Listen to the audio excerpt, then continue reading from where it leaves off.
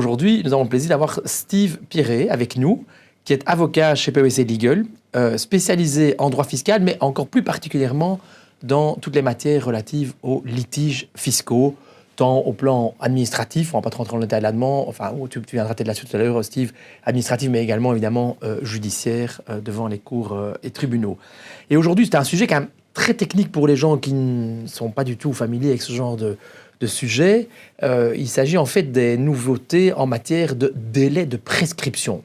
Je vais peut-être faire l'introduction sur ce qu'est un délai de prescription, Steve, avant que toi tu rentres dans le vif du sujet. Mais donc le délai de prescription, en fin de compte, ce sont des règles qui prévoient qu'à partir d'un certain moment, on ne peut plus... le fisc, ici, puisqu'on parle de l'administration fiscale ne peut plus contrôler ni imposer un éventuel supplément d'impôt à un contribuable.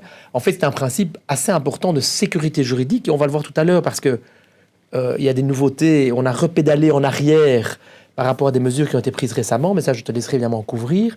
Mais évidemment, ça touche fondamentalement à la sécurité juridique. C'est vraiment un principe de droit essentiel de sécurité juridique pour le contribuable également, qui ne peut pas, ad vitam, se demander dans quelle mesure sa situation fiscale pourrait être revue ou ne pourrait pas l'être. Donc, il y a vraiment cette idée de prescription, c'est un droit quasiment fondamental qui est consacré et voilà, qui est vraiment très important, qui est une base juridique vraiment essentielle dans notre droit. Mais voilà, j'ai un petit peu dévié pour donner le contexte, mais Steve, bienvenue et merci de venir. Merci Olivier.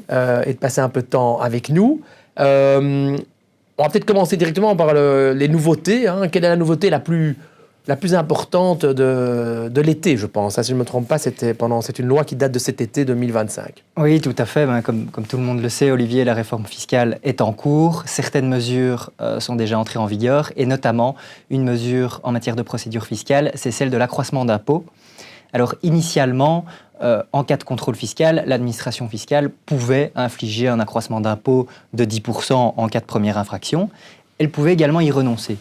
Alors, elle ne pouvait pas le faire de manière tout à fait arbitraire. Dans l'arrêté royal du CIR, il y a une liste avec première infraction 10%, etc. En matière TVA, c'était plus une instruction administrative. Je veux dire en mots simples et un peu en rigolant, plus on fraude, plus on paie d'accroissement. C'est bien ça, voilà, tout à fait. Voilà. Avec 50% d'accroissement en cas de première infraction pour intention frauduleuse. Aussi, oui. Évidemment, pour cette première infraction, l'administration fiscale pouvait décider d'y renoncer lorsque le contribuable était de bonne foi et dans une série de circonstances. Alors ici, avec la réforme, ce n'est plus un choix de l'administration fiscale, il y a véritablement une présomption de bonne foi du contribuable en cas de première infraction, et donc la charge de la preuve est inversée, et alors c'est l'administration fiscale qui devra démontrer la mauvaise foi du contribuable si elle souhaite lui infliger un accroissement en cas de première infraction. Ah oui, donc vraiment, il y a un renversement, donc, ce qui permet quand même... C'est un petit peu, quelque part, une reconnaissance du droit à l'erreur, notamment, pour le contribuable, quelque part, de ne pas être pénalisé dès la première infraction. Et il est vrai que les lois fiscales sont loin d'être faciles à appliquer au quotidien pour tout le monde. Ça, c'est quand même un grand changement. Oui, avec quelques nuances quand même. La première nuance, c'est que l'infraction va prendre rang. C'est-à-dire qu'en cas de nouvelle infraction dans les, disons, 3 ans qui suivent, eh bien, ce n'est pas 10% d'accroissement qui seront infligés, c'est 20%. L'infraction prend rang.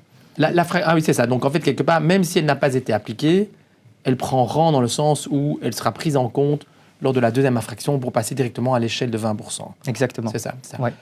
Donc, ça veut dire qu'aujourd'hui, pour, par exemple, prenons une société, parce que c'est assez facile, ben, on parle de 20% sur 25%. Donc, ça peut commencer à coûter fort cher. Et puis, évidemment, quand on parle de 50% en cas d'intention frauduleuse, Steve, là, on est carrément à la moitié de l'impôt des sociétés. Évidemment, c'est sur la partie du résultat rectifié. C'est sur la partie rectifiée. Je pense qu'il y a quand même... les sociétés en perte sont quand même un sujet particulier, notamment dans ce contexte-là, Steve. Est-ce que tu peux peut-être donner un petit mot là-dessus Oui, tout à fait. Mais le souci des sociétés en perte, c'est qu'avec cet accroissement de 10%, elles vont subir une seconde infraction. Pourquoi ? Parce qu'il y a une règle du Code fiscal qui prévoit qu'en cas d'infraction de minimum 10%, il y a une base minimale d'imposition, finalement, qui est une interdiction de déduction des pertes sur le résultat rectifié. Ouais, et donc, ça crée manifestement une double imposition, en tout cas une double sanction, les 10% et l'interdiction de déduction. Alors, les cours et tribunaux ont réagi face à ça. Il y a eu de vives critiques. Et on a de la jurisprudence, désormais, où les juges ont décidé de réduire l'accroissement, par exemple, à 9,9%. Si je me souviens bien, c'est le tribunal de première instance de Gand, ou encore à 2,5%. Pourquoi ? Pour éviter cette application de la règle du cash-out. Ah oui, c'est ça. Et ça veut dire donc, Steve, que l'administration fiscale a quand même encore la... Enfin, ici, tu as parlé de jurisprudence, mais ça veut dire que est-ce qu'on peut en déduire que l'administration fiscale a quand même la possibilité encore d'aménager ces pourcentages ? L'administration fiscale ne le fait pas, elle considère qu'elle est liée, et donc où elle applique les 10%, où elle applique 0, c'est ça. Mais elle ne joue pas entre les deux. Elle ne joue pas sur les taux. Donc là, ce sont des décisions jurisprudentielles. Oui, c'est vraiment le pouvoir de pleine juridiction du tribunal, qui le décide, et c'est assez surprenant d'ailleurs, parce que ce n'est pas dans les textes. C'est assez surprenant en effet, oui. Est-ce que cette décision-là est susceptible d'appel, tu penses ? Il y a eu des appels, et les juges d'appel ont également confirmé le point. Donc ça, sur l'accroissement d'impôts, bonne nouvelle, je dirais, et on voit quand même une volonté aussi, parce que là derrière se cache, je disais tout à l'heure, le droit à l'erreur, mais là derrière, on sent quand même en filigrane cette idée d'essayer d'améliorer la relation entre le citoyen et l'administration fiscale, d'être moins dans une logique de répressive, si le terme est un peu fort évidemment, mais d'être dans une logique beaucoup plus de collaboration, et donc c'est quelque part un peu une ouverture vers voilà, le droit à l'erreur, comme je le disais, mais aussi voilà, de pouvoir collaborer. Et, voilà, une erreur a été identifiée, mais ce n'est pas pour autant qu'on doit payer plus d'impôts pour ça. Et donc, c'est aussi une phase d'éducation aussi des contribuables, d'une certaine manière, qui est permise. Donc, et ça va de pair avec d'autres initiatives qui sont prises, comme tu le sais, vraiment de tenter de travailler sur le rapprochement entre le contribuable et le citoyen. Et je crois qu'on peut féliciter cette nouvelle mesure. C'est une avancée positive, avec la nuance de l'infraction qui prend rang, et peut-être une deuxième nuance, c'est qu'en cas de notification d'imposition d'office, cette règle ne vaut pas. Oui, donc je peux te donner un petit mot peut-être sur ce qu'est une notification d'imposition d'office pour nos écouteurs, oui. En matière de procédure... Auditeurs, pardon, et pas écouteurs. Oui. En matière de procédure, l'administration fiscale envoie généralement une demande de renseignement, et si elle n'est pas contente de la réponse, un avis de rectification. C'est ça. Elle peut également, si elle n'envoie pas un avis de rectification, envoyer une notification d'imposition d'office, mais pas dans n'importe quelle circonstance. C'est si le contribuable ne répond pas à temps, par exemple. Si le contribuable ne répond pas à temps, l'administration peut infliger une notification d'imposition d'office. C'est ça. Dans ce cas-là, cette règle ne fonctionnera pas. Et la présomption de bonne foi ne jouera pas. Ah oui, la présomption ne jouera donc pas en cas d'avis d'imposition d'office. Donc ça, c'est vraiment une nuance qui est quand même assez importante. Alors, on a touché ici l'aspect accroissement d'impôts. Je pense que l'accroissement d'impôts, pas d'autres nouveautés. Je pense, Steve, sauf erreur de ma part, à mentionner. Par contre, il y a les délais de prescription auxquels je faisais référence dans l'introduction ici. Enfin, là, peut-être, tu peux nous expliquer quelles sont également les nouveautés, mais à la fois nouveautés et pas nouveautés. On revient un peu en arrière. Enfin, je te laisse évidemment expliquer ça plus dans le détail. Tout à fait. Il y a eu un rétropédalage du législateur. On s'en souviendra, à la fin de l'année 2022, des nouveaux délais d'investigation et d'imposition sont entrés en vigueur, mais sans effet rétroactif, avec un nouveau délai de 6 ans pour déclarations semi-complexes et complexes, un nouveau délai de 10 ans pour fraude, etc. Je ne vais pas rentrer dans les détails. Pourquoi ? Parce qu'il y a un rétropédalage et le législateur ici va finalement revenir aux anciens délais. Et donc concrètement, que faut-il en retenir ? On va avoir, le texte a été adopté en première lecture à la commission Finances et Budget, donc ce n'est pas encore en vigueur, mais c'est en bonne voie. On va avoir le délai de 3 ans, délai d'investigation et d'imposition, qu'on connaissait déjà. C'est-à-dire qu'ici, en 2025, l'administration fiscale va pouvoir aller jusqu'en 2022, à l'année de revenu 2022, pour rectifier la situation du contribuable. Ce délai, on le connaît. C'est vraiment la situation ordinaire délai ordinaire. Rien de spécial. Rien de spécial. On va avoir ce délai de 4 ans en cas d'absence de déclaration tardive.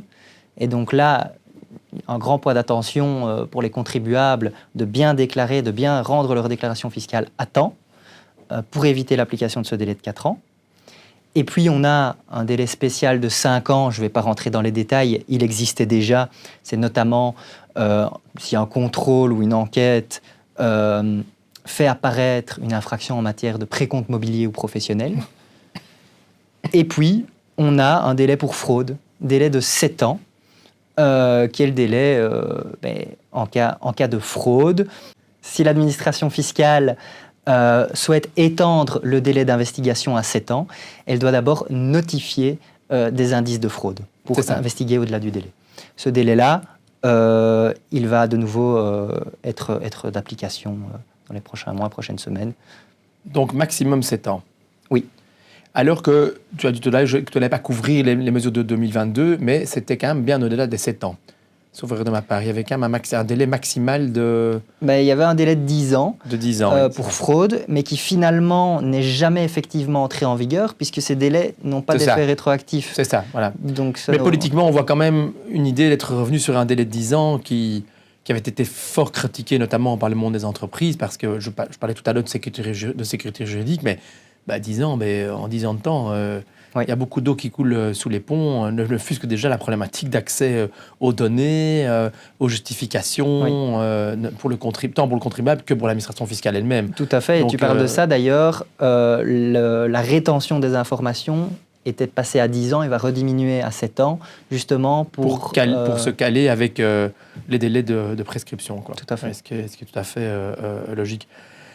Tu as parlé du délai de 5 ans. Je sais que tu es très actif dans le domaine du précompte professionnel, notamment, qui est un impôt. C'est un impôt, en tout cas, c'est une retenue spécifique. En quoi est-ce que ce délai est très important pour les employeurs, Steve ? Le délai de 5 ans, il est souvent appliqué par l'administration fiscale pour tout ce qui est infraction en matière de précompte mobilier et professionnel. Plus spécifiquement pour le précompte professionnel, il faut savoir qu'il existe une dispense partielle de versement de précompte professionnel dans certaines circonstances, notamment pour la recherche et développement, pour le travail d'équipe et de nuit. Oui. Et ça, c'est super important pour les entreprises. Pourquoi ? Pour garder une certaine compétitivité.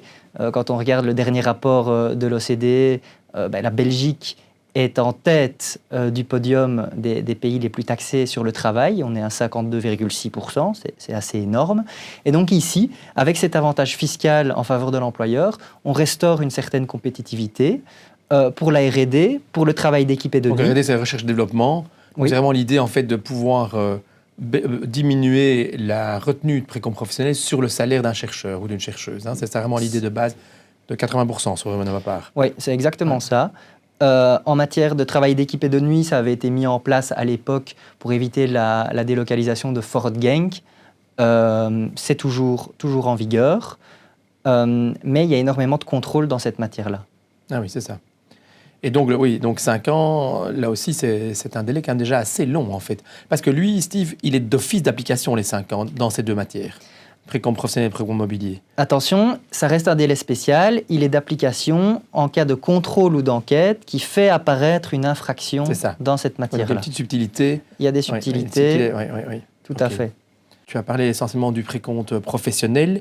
Mais en matière de précompte mobilier, en fait, Steve, est-ce que là, il y a des particularités à mentionner? Parce que, le précompte mobilier, c'est quand même un sujet très, très important. Parce que, de nouveau, pour nos auditeurs, c'est quand même notamment... ce qui permet, c'est notamment la taxation de tous les revenus de l'épargne, notamment par les banques, par exemple. Donc, en tant que les banques sont redevables de retenir le précompte mobilier à charge de leurs clients. Il y a le précompte mobilier sur les dividendes versés par un entrepreneur sur les actions qu'il possède ou elle possède dans sa société. Donc, c'est quand même, le précompte mobilier est loin d'être un impôt négligeable. Et là, est-ce qu'il y a des particularités intéressantes à partager ? Oui, je vois deux développements. Le premier, plutôt européen, c'est la directive FASTER. Les fiscalistes en ont entendu parler. C'est une directive européenne qui vise à harmoniser les procédures en matière de restitution de retenue à la source, puisqu'un investisseur qui investit dans des actions ou des obligations qu'il reçoit ici en Belgique, il va être imposé finalement 2 fois. Il va y avoir une retenue à la source sur les dividendes qu'il va recevoir. Dans le pays de domicile. Dans le pays oui. De la société dans laquelle il a investi. Exactement. Et puis en Belgique, il va également être imposé. Évidemment, il y a des CPDI. Les conventions préventives de la double imposition permettent de diminuer cette double imposition, mais les procédures restent nationales. Et donc ici, l'idée de l'Union européenne, c'est d'introduire une harmonisation de toutes ces mesures pour faciliter l'investissement dans l'Union européenne. C'est ça. Et donc ça, c'est comment on dit en flamand, tout comme cette musique. Donc, est-ce qu'il y a quelque chose, est-ce qu'on a déjà une idée d'un éventuel calendrier Alors, en principe, pour la fin de l'année 2028, la directive doit être transposée et les règles devraient s'appliquer à partir de 2030. Donc, c'est pas pour tout de suite. C'est ça. Ça, c'est au niveau international. Et là, je pense qu'il y a quand même des discussions quand même sur les délais de restitution de précompte mobilier, discussions qui ont quand même duré pendant des années, mais sur lesquelles il y a eu des développements récemment. Enfin, oui, tout à fait. Je pense que si tu peux nous donner un petit mot là-dessus, c'est assez intéressant, je pense, comme sujet. Oui, ça s'applique tant pour les dispenses de précompte mobilier que professionnel. En effet, mais en principe, le contribuable a 5 ans pour effectuer sa demande de restitution de précompte mobilier. Voilà, en cas, par exemple, de précompte mobilier retenu qui était trop élevé, par exemple, sur l'application d'une base d'une CPDI. Donc, typiquement, un actionnaire non résident qui a le bénéfice d'une réduction du précompte mobilier à 15%, la société débitrice belge aura retenu 30%, mais cet actionnaire non résident peut très bien introduire une demande de restitution en Belgique pour récupérer ces 15%. Exactement. Voilà, c'est ça. Voilà, excuse-moi, je t'ai interrompu, mais c'est pour expliquer la situation. Oui. Et donc, je te laisse alors continuer sur les aspects de procédure. Et donc, si ceci se passe en 2021, ça veut dire qu'avant la fin de l'année, le contribuable doit agir. La Cour de cassation en 2023, suivie par la Cour constitutionnelle assez récemment, a dit « c'est un délai de prescription pour aller en justice ». Et donc là, il y avait un impact assez important, c'est que d'habitude, ces demandes étaient des demandes administratives, mais on n'allait pas en justice. On attendait la décision de l'administration fiscale et on ne faisait rien. Et ici, la jurisprudence nous dit, attention, si vous n'agissez pas, vous risquez une prescription de l'action.